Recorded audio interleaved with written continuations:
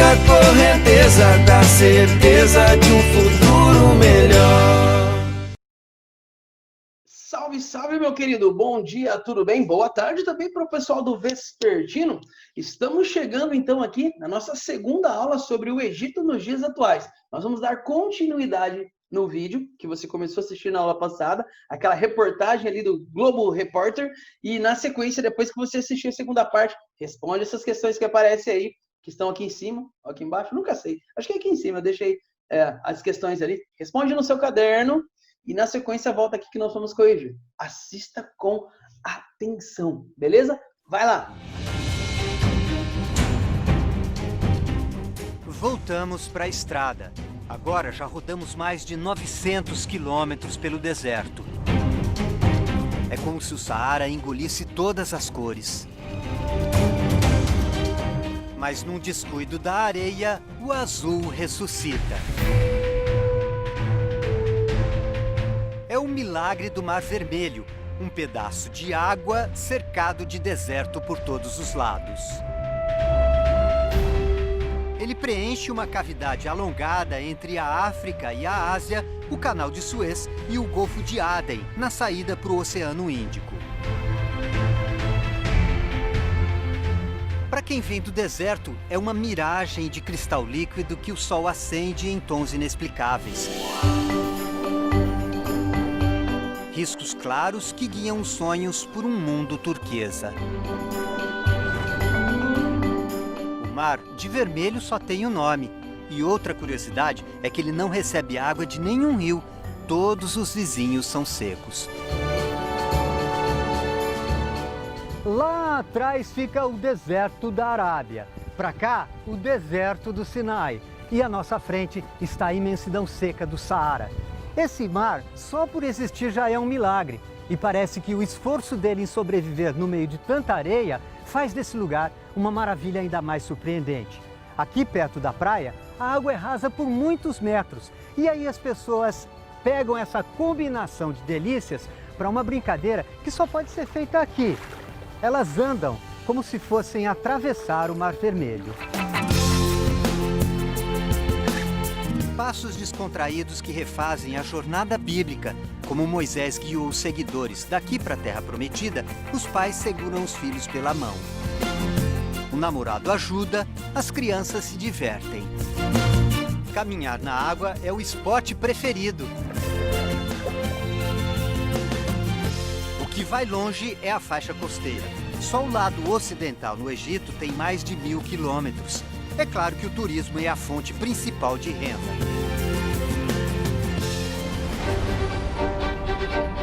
A multiplicação dos resorts mudou a cara da região de Hurghada, uma cidade que há 30 anos era uma vila de pescadores. O recorde de 15 milhões de turistas em 2010 espalhou euforia e os egípcios levantaram hotéis aos montes. I would say billions of dollars. Foram bilhões de dólares investidos, diz este diretor de hotel. São 70 quilômetros cheios de hotéis 5 estrelas, cada um com mais de 1000 quartos. 1,000 rooms. Mas em 2011, a onda de protestos da chamada Primavera Árabe chegou ao Egito. As inquietações que derrubaram o presidente Hosni Mubarak assustaram os visitantes. O número de turistas caiu para 1/3. Gigantes e vazios, empreendimentos inteiros viraram corredores de hotel fantasma. Eu pergunto sobre a segurança no país. O Egito é um lugar seguro. Se você anda na linha, respeita as leis, as regras e os costumes. Rules and regulations. O francês Jean-Luc também se sente seguro por aqui. Tanto que em 2007 veio mergulhar em Hurghada e nunca mais saiu. Eu dei a volta ao mundo e foi aqui que eu decidi jogar as minhas malas no chão e ficar. No caso dele, ficar significa sair todo dia para o mergulho. Jean-Luc comprou um barco, montou uma equipe e foi viver de brisa, do vento que sopra no convés. Decidimos visitar a casa dele, não o barco, esta outra, bem maior. Se o mergulho é numa casa, logo depois da entrada parece que chegamos ao jardim. Mas é muito mais que isso. Estamos numa imensa colônia de corais, uma floresta tropical embaixo d'água. Cores e formas: roxo, amarelo, lilás. Difícil decidir para qual olhar. A parte viva dos corais, chamada de pólipo, libera uma secreção de cálcio que a endurece e forma a base dos recifes. O esqueleto das colônias são os arquitetos silenciosos do mar. Constroem plataformas, torres, pontes e castelos. Complexos e delicados, uma renda de 5 metros de largura. O peixe-papagaio não reclama de osso duro. Dá para ouvir as mordidas. O borboleta tem melhores maneiras à mesa, mas a fome é a mesma. E o maior benefício nem barulho faz. Muitos corais se associam a algas que fazem fotossíntese. Assim, a colônia produz boa parte do próprio alimento. Outros estendem os tentáculos para captar pequenos organismos da água. Neste restaurante em suspensão, é só abrir que a comida cai na boca. Um círculo virtuoso autossustentável, especializado em transformar energia em graça. Voltamos para a superfície e mudamos de lugar. Vamos até um outro afloramento de corais. Jean-Luc chama a equipe toda.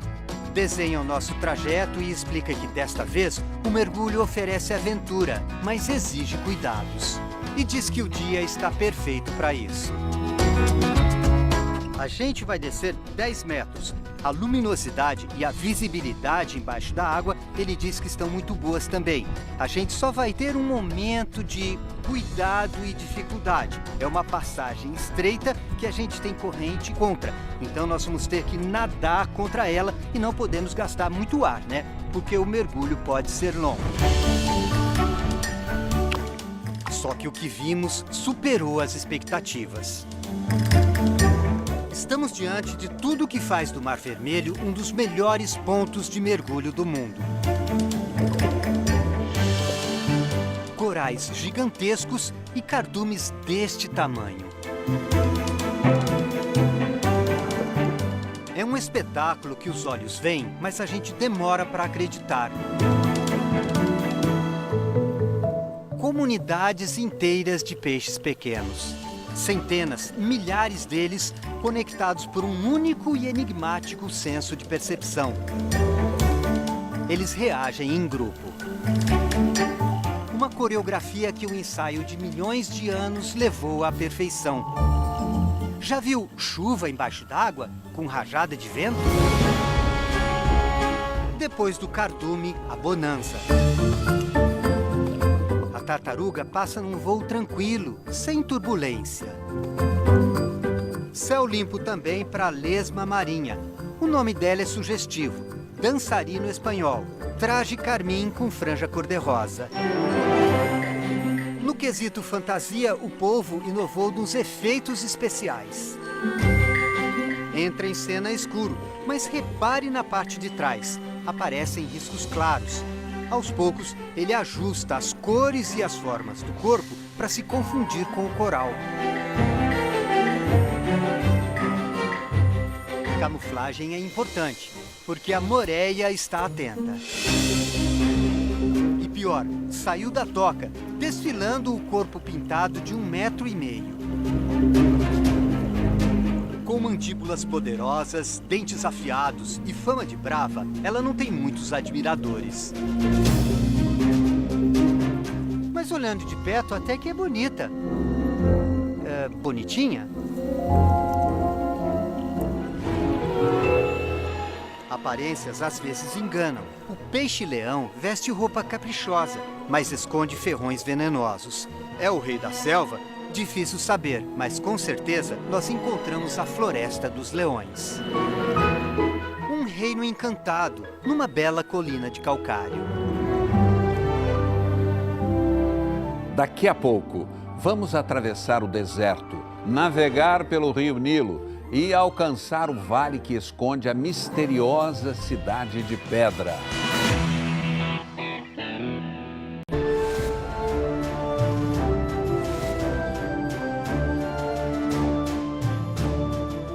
As pirâmides e as tumbas luxuosas que a gente conhece eram de reis e nobres. Mas quantos faraós o Egito teve?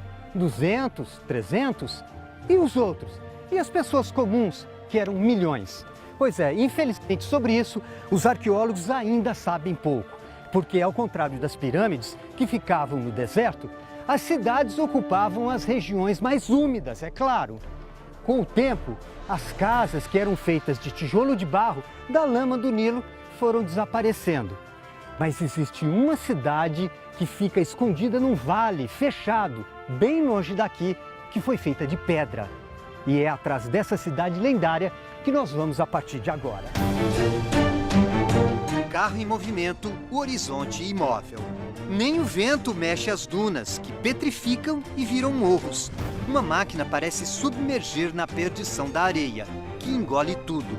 No lugar onde o planeta excluiu as árvores, restam sol e solidão. Estamos sozinhos. A estrada é a única aliada, sem lanchonetes nem postos. Para piorar, a Armed insiste em rodar sem ar-condicionado para economizar combustível. Lá fora, 45 graus. Ninguém merece, hein, Armed? E quando tudo era sufoco, o alívio. O Nilo inunda os olhos e o verde refresca a alma. A maior lição do deserto é impor goela abaixo que sem água não tem vida, não tem graça. As velas voam soltas na flor da água. Um historiador antigo disse que o Egito é um presente do Nilo. Lembra da escola? As enchentes fecundavam as margens e possibilitavam a agricultura? Pois é assim até hoje. As inundações acabaram por causa de uma barragem construída em Assuã, no sul. Mas os canais ainda distribuem a fertilidade.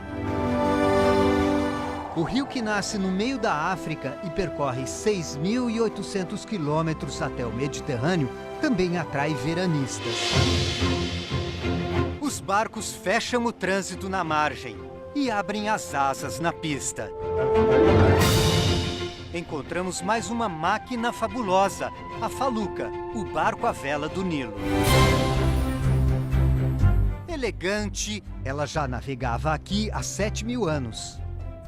Entrar numa Faluca não é exatamente ser o primeiro, mas para nós tudo é novidade. Se no deserto é quase impossível se locomover, aqui a viagem é uma delícia. Brisa e silêncio. Parece fácil, mas não é. Num jogo de cordas e carretilhas, os braços do timoneiro chegam às velas, que se empolgam. Muito antes da invenção do motor, isso já dava certo. E a agricultura também. Sempre quando se fala no Egito, a gente pensa logo em pirâmides, monumentos e nas pessoas que trabalhavam com pedras. Na verdade, essas pessoas eram minoria. 80% dos egípcios antigos trabalhavam no campo. Até hoje, o vale é abençoado com um dos solos mais férteis do mundo. Os canteiros mantêm culturas tradicionais, como as tâmaras, o feno, mas também tem banana, original da Ásia, e milho, o grão que veio das Américas. Por outro lado, o mundo inteiro, inclusive nós brasileiros, levamos daqui um morador que manteve o sobrenome, a tilápia do Nilo. O império era rico porque tinha comida.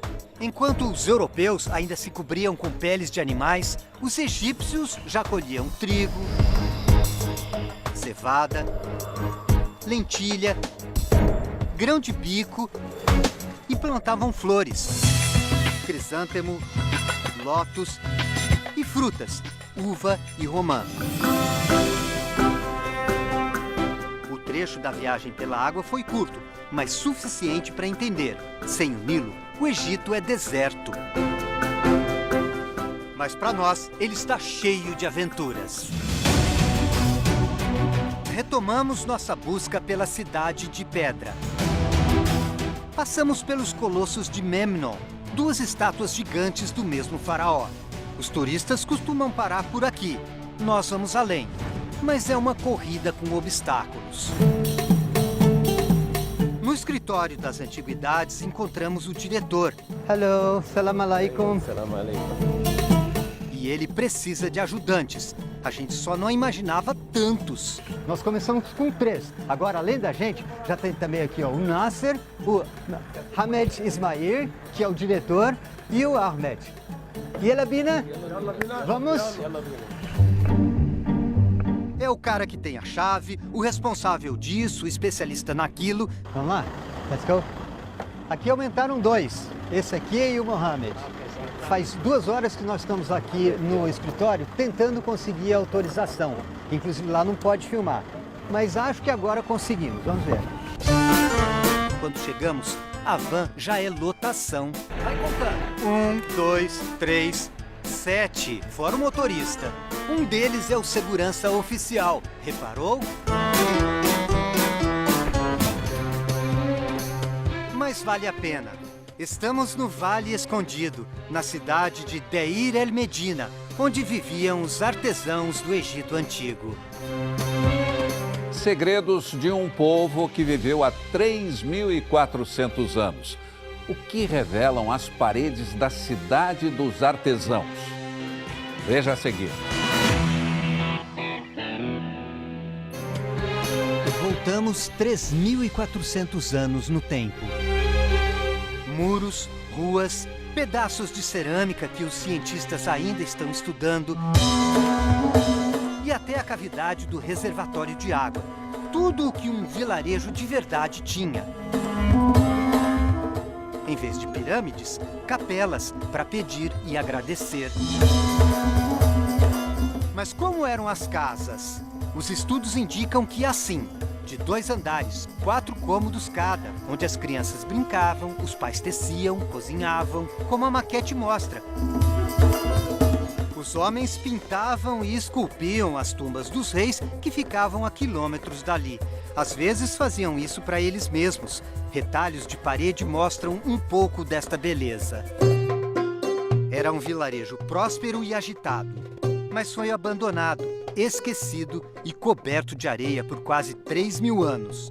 Só voltou à luz há pouco tempo. E nós vamos ver de perto. A gente tem que agradecer muito ao Mohamed, que ele conseguiu autorização para a gente entrar aqui. Então nós vamos com muito cuidado e eu vou levar uma câmera para ver o que a gente filma. Estamos agora no espaço interno do vilarejo, onde só entram pesquisadores. Descemos a rua principal, onde durante 500 anos passaram pessoas comuns, pedreiros, mulheres, meninos. Eu não acredito que eu estou entrando nesse lugar. Paramos numa casa que ainda não foi escavada. Procuramos a cozinha. O fogão ficava aqui embaixo. Lenha e palha. Isso é história da mais antiga do mundo. Impressionante. Nos fundos, mais revelações. Uma rampa. E descemos ao cômodo onde eles descansavam durante as horas mais quentes do dia. Uma caverna. Um porão da antiguidade. Hoje pode parecer primitivo, mas este porão antigo resolve de forma simples o problema do calor num lugar sem árvores. A temperatura é de 20 graus, 30 a menos que lá em cima. Eu pergunto qual a diferença entre esta cidade e uma tumba de faraó. Na tumba, diz ele, está o que os ricos esperavam da vida após a morte. Em Deir el-Medina, você encontra a vida como ela era, da relação entre os vizinhos. Um lugar tão importante que os reis queriam manter em segredo, escondido no vale. O tempo inverteu o truque. Nenhum outro sítio forneceu tanta informação sobre o cotidiano dos artesãos como Deir el-Medina. E no nosso site tem mais.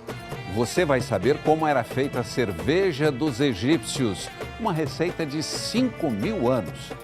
Fique agora. Terminamos a nossa reportagem e você ficou curioso aí para conhecer um pouquinho mais sobre o lance da cerveja que aparece aí?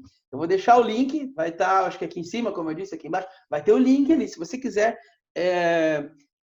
terminar essa reportagem, assistir esse pedacinho, esse trechinho que fala sobre a cerveja egípcia também, é só você clicar ali que você vai... Nossa, você, meu querido, minha querida, vai ser direcionado para o Globoplay, onde você vai ter a oportunidade de assistir o trecho final da reportagem, que é exclusivo aí, para aqueles que queriam entrar na internet e ver sobre a cerveja, tá bom? A cerveja no Egito, como ela era feita, só clicar ali. Mas agora, nós vamos para a nossa correção.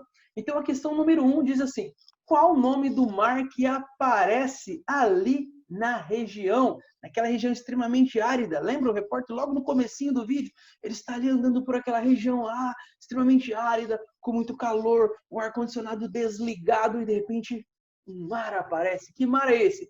É o Mar Vermelho. Olha só, se você observar aqui, deixa eu pegar o meu laser aqui, deixa eu pegar aqui. Olha só, é essa região, ó, Red Sea, Mar Vermelho. Então você percebe aqui, ó, esse é o Egito nos dias atuais, ok?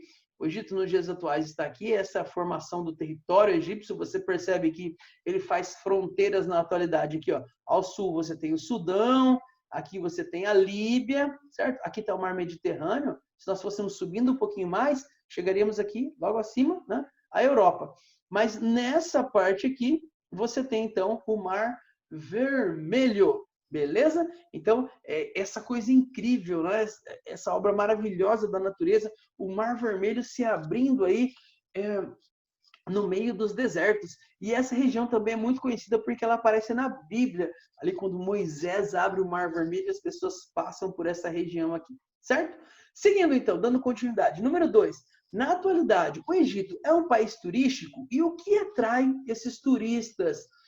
O Egito é um país turístico, você tem ali o turismo histórico, que eu destaquei aqui nesta imagem, mas você tem também exatamente o Mar Vermelho servindo ali como um importante ponto de mergulho, onde as pessoas vão para fazer mergulho. E você viu que incrível que é como a água é clarinha, né? Um lugar maravilhoso ali, tanto que o francês que aparece na reportagem, ele acabou ficando ali, morando na região. Mas é importante se destacar, não sei se você notou, que nós tivemos uma série de revoltas ali. Houve um contexto que vocês vão estudar mais para frente, quando estiverem chegando no ensino médio, um evento chamado Primavera Árabe, onde o presidente de alguns países ali da região acabaram caindo, principalmente no Egito.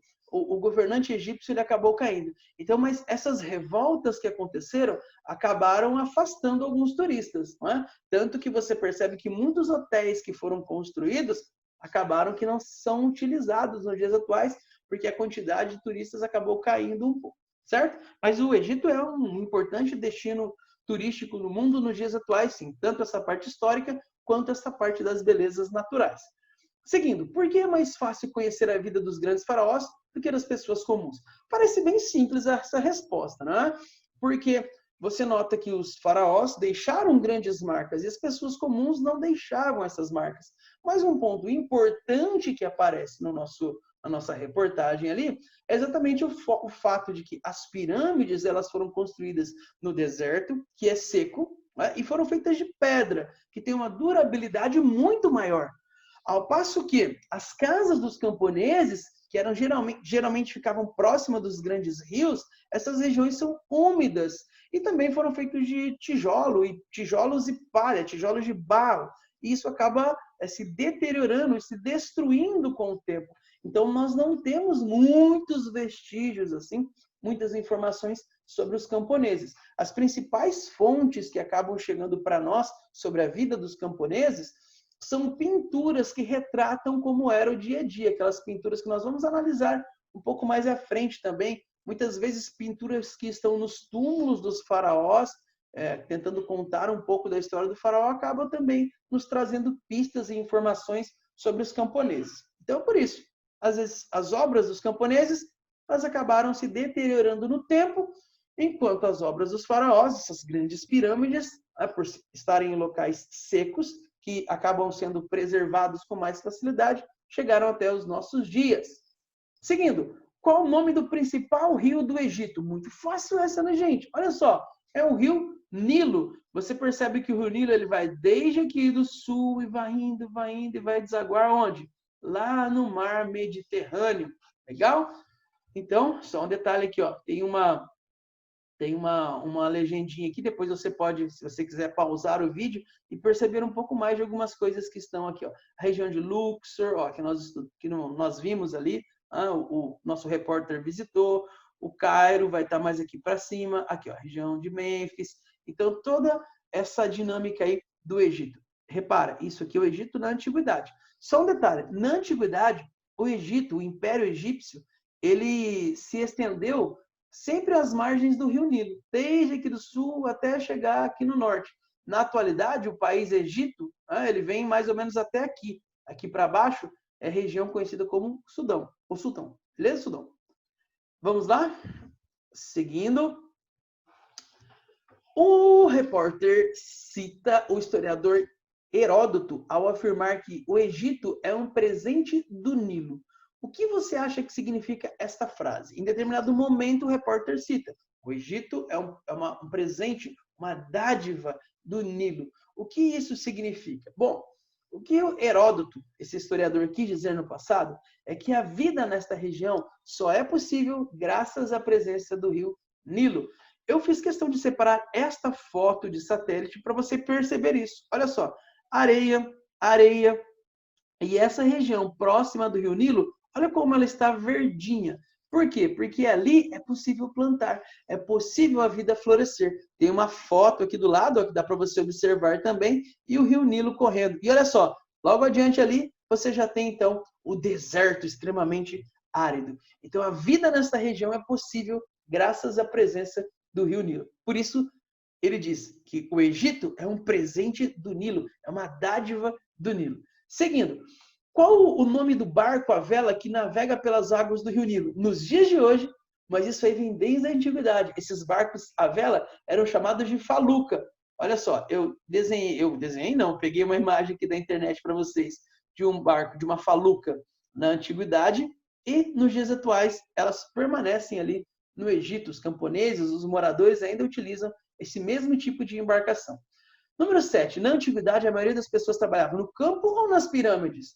No campo, certo? 80% das pessoas trabalhavam no campo e estes camponeses eram chamados, e ainda são chamados, de felás. Olha só, aqui ó, tem uma daquelas imagens que eu falei para vocês, tá vendo? Retratando um pouco da vida dos camponeses, que tipo de animais que eles utilizavam, a gente consegue conhecer desta forma. Instrumentos que eram utilizados, o tipo de vestimenta, né, como eles se vestiam. Então, tudo isso aí nós podemos conhecer através destas pinturas. Número 8. Escreva alguns produtos que são produzidos na atualidade ali pelos camponeses. Então, eu destaquei aqui a tâmara, o feno, que estes daqui, gente, tâmara e feno, eles são mesmo ali da região, são próprios da região. O feno nada mais é do que determinados tipos de capim que são ressecados. E como eles são ressecados, eles podem ser transportados e servem para alimentar os animais. Então, desde o passado, eles já eram utilizados. A tâmara, que é um tipo de fruta típica da região, e atualmente você tem também ali cultivado a banana, que é originária da Ásia, e o milho, que foi levado das Américas para aquela região. Então, também bastante cultivado. Número 9. E agora essa troca cultural, né? E que elemento que veio de lá e chegou até a nossa região aqui no Brasil? Olha só, que peixe muito consumido no Brasil veio do Egito. E como você acha que ele chegou até nós? Que peixe? A tilápia. A tilápia, que é um peixe bastante consumido no Brasil, vem do Egito. Como será que chegou até nós? Será que veio pelo oceano? É óbvio que não. Esses peixes foram trazidos para cá e por pessoas que pegaram, claro que, né, colocaram recipientes com água, é óbvio isso, né, gente? Mas esses peixes foram transportados para o Brasil e aqui começaram a ser criados e ele se adapta muito bem e hoje é um dos peixes mais consumidos aqui no nosso país, certo? Questão de número 10. Que tipo de alimentos já eram cultivados desde a antiguidade? Então, desde a antiguidade, eu achei muito legal aquela cena, porque em determinado momento o repórter diz assim: enquanto na Europa as pessoas ainda se vestiam com pele de animais, no Egito eles já cultivavam o trigo, a cevada, a lentilha, o grão de bico, a uva e a romã. Então você percebe que os egípcios ali de bobo não tinham nada. O Império Egípcio era extremamente rico, porque tinha comida. Questão de número 11. Pause o vídeo em 35 minutos e 40. Você sabe que livro é esse que aparece no vídeo? Então tá aí, ó. Tirei uma foto. Olha aí. Este livro aqui, você conhece? Você sabe? Que livro é esse? Esse livro nos informa algo importante sobre a religião ali. A região ali. E olha só. Eu tenho uma cópia deste livro aqui nas minhas mãos. Tá aqui, ó. Que livro é esse? Vamos virar, ó. Aqui e vou virar aqui. Vamos ver se você vai conseguir ler. Não sei se está aparecendo invertido aí para vocês, mas é este livro aqui, ó. O Nobre Alcorão. Esse aqui para a língua portuguesa. Este é um presente que eu ganhei da comunidade islâmica aqui de Maringá. E esse livro, na verdade, é como se fosse... É o livro sagrado do islamismo. Nas nossas aulas, até o final do ano, a gente vai conhecer um pouco mais sobre a religião islâmica. Mas só para contextualizar vocês neste momento, atualmente, a maior parte da população egípcia é adepta desta religião aqui, do islamismo. Os islâmicos adoram o mesmo Deus que nós adoramos. Eles têm diversas diferenças em alguns aspectos no que se refere ao cristianismo, mas eles adoram exatamente o mesmo Deus. Na sua língua, nós chamamos de Deus, os ingleses chamam de God e eles chamam de Allah, mas é o mesmo Deus. Só que o livro sagrado é outro. Na verdade, a grande diferença ali está no que se refere principalmente à figura de Jesus Cristo, que para os islâmicos é um profeta, mas não é o mais importante.